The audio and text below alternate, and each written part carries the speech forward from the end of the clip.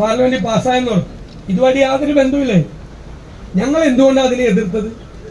ഞാനൊരു ഉദാഹരണം പറഞ്ഞുതരാം. ആ വഖഫ് ബില്ലിൽ വന്നിരിക്കുന്നു, അതുകൊണ്ട് നിങ്ങൾ അറിയണം എന്തുകൊണ്ടാണ് കോൺഗ്രസ് ഹൈബിയുടെ കോൺഗ്രസിന്റെ എം പിയാണ്. കോൺഗ്രസ് ഒരു തീരുമാനം എടുത്ത് അതിന്റെ കൂടെ എല്ലാം നിൽക്കണം.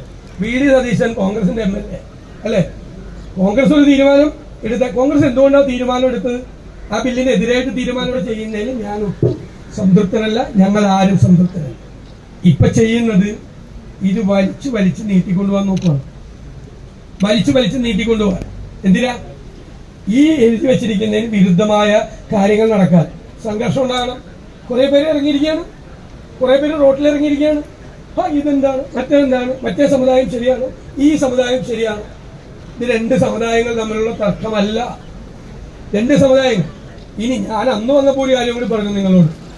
ഈ വഖഫ് ബില്ല് പാർലമെന്റിൽ പാസ്സായെന്ന് പറഞ്ഞു. ഇതുമായിട്ട് യാതൊരു ബന്ധവുമില്ലേ? ഞങ്ങൾ എന്തുകൊണ്ടാണ് അതിനെ എതിർത്തത്? ഞാനൊരു ഉദാഹരണം പറഞ്ഞുതരാം. ആ വഖഫ് ബില്ലിൽ വന്നിരിക്കുന്നു, അതുകൊണ്ട് നിങ്ങൾ അറിയണം എന്തുകൊണ്ടാണ് കോൺഗ്രസ് ഹൈബിയുടെ കോൺഗ്രസിന്റെ എം പിയാണ്. കോൺഗ്രസ് ഒരു തീരുമാനം എടുത്ത് അതിന്റെ കൂടെ എല്ലാം നിൽക്കണം. വി ഡി സതീശൻ കോൺഗ്രസിന്റെ MLA അല്ലെ? കോൺഗ്രസ് ഒരു തീരുമാനം എടുത്ത കോൺഗ്രസ് എന്തുകൊണ്ടാണ് തീരുമാനം എടുത്തത്? ആ ബില്ലിനെതിരായിട്ട് തീരുമാനം എടുത്തത്. ആ ബില്ലിൽ എഴുതി വെച്ചേക്കുവാണ് വഖഫ് ബോർഡിന്റെ CEO, അതായത് ഏറ്റവും മുതിർന്ന ഉദ്യോഗസ്ഥൻ, അതൊരു അമുസ്ലിം ആവാന്ന്, മുസ്ലിം അല്ലാത്ത ആളാകാം. ഇവിടെ തിരുവിതാംകൂർ ദേവസ്വം ബോർഡുണ്ട്. തിരുവിതാംകൂർ ദേവസ്വം ബോർഡിന്റെ CEO ഒരു മൊല്ലാക്കായ ആക്കാൻ പറ്റുമോ? അല്ലെ ഒരു അച്ഛനാക്കാൻ പറ്റുമോ? ഈ അച്ഛനാക്കാൻ പറ്റുമോ? തിരുവിതാംകൂർ ദേവസ്വം ബോർഡിന്റെ കമ്മീഷണറായിട്ട് നിയമിക്കാൻ പറ്റുമോ? അമ്പലങ്ങളുടെ എല്ലാത്തിന്റെയും ഭരണമുള്ള അതാണ് ദേവസ്വം ബോർഡ്. അങ്ങനെ പാർലമെന്റ് ഒരു ബില്ല് പാസ്സാക്കിയ നമ്മൾ എതിർക്കണ്ടേ? പിന്നെ പറയുന്നത് വഖഫ് ബോർഡിൽ 2 അമുസ്ലിങ്ങളുണ്ടാകണം. ഇങ്ങനെ കുറെ കാര്യങ്ങൾ എഴുതി വെച്ചിട്ടുണ്ട്. അത് രാഷ്ട്രീയമാണ്, ഞാൻ അതിലേക്ക് പോകുന്നില്ല.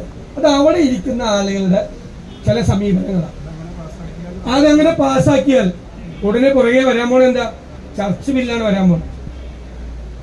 അപ്പോ ക്രൈസ്തവ ദേവാലയങ്ങളിലെ മീതെയും ഇതുപോലുള്ള നിയന്ത്രണം ഉണ്ടാക്കാൻ വേണ്ടിയിട്ടുള്ള ബില്ല് വരും. ചർച്ച് ബില്ല് വന്നാലും ഇതുപോലെ വഖഫ് ബില്ല് വന്നാലും അത് രാജ്യത്തെ ന്യൂനപക്ഷങ്ങളെ, ജനങ്ങളെ, സാധാരണക്കാരെ ബാധിക്കുന്ന വിഷയമാണ് എന്ന് മനസ്സിലാക്കിയത് കൊണ്ടാണ് കോൺഗ്രസും ഇന്ത്യ മുന്നണിയും ശക്തിയായി അതിനെ എതിർത്തത്. അതും ഇതും തമ്മിൽ യാതൊരു ബന്ധമില്ല. അതിനെ കുറെ പേര് ബന്ധിപ്പിക്കാൻ നോക്കുകയാണ്. ഞാൻ എൻ്റെ ഒറ്റ ചോദ്യമുള്ളൂ, ആ വഖഫ് ബില്ല് പാസ്സായാൽ ആ ഒറ്റ കാരണം കൊണ്ട് ഈ പാവങ്ങൾക്ക് ഭൂമി കിട്ടില്ല. അതും ഇതും തമ്മിൽ, ഞാൻ വീണ്ടും അതും ഇതും തമ്മിൽ യാതൊരു ബന്ധവുമില്ല. ഇത് വേറെയാണ്.